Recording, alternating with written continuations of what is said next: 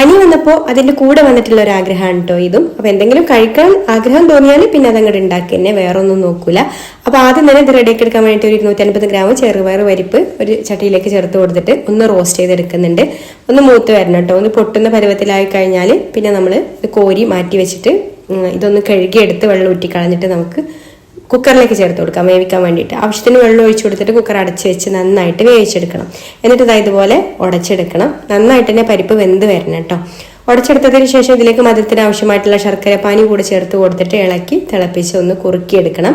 കുറുക്കി കഴിഞ്ഞാൽ തേങ്ങയുടെ 2ാം പാല് ചേർത്ത് കൊടുത്തിട്ട് വീണ്ടും തിളപ്പിച്ച് കുറുക്കിയെടുക്കുക. എന്നിട്ട് ഇതിലേക്ക് തേങ്ങയുടെ 1ാം പാല് ചേർത്ത് കൊടുത്തിട്ട് മിക്സ് ചെയ്ത് കൊടുത്ത് ഒന്നങ്ങ് ചൂടായി കഴിഞ്ഞാൽ തീ ഓഫ് ചെയ്യാം.